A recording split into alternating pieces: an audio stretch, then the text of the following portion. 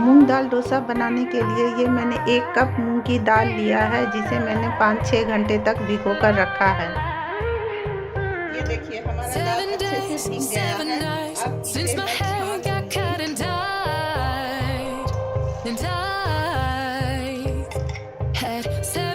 Mixie jar में इसे डालेंगे।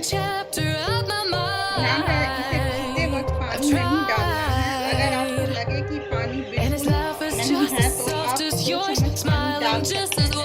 मुझे यहाँ पानी डालने की जरूरत नहीं लग रही है। देखिए हमारी दाल अच्छे से भीग गई है। इसे एक बाउल में ट्रांसफर कर लेंगे।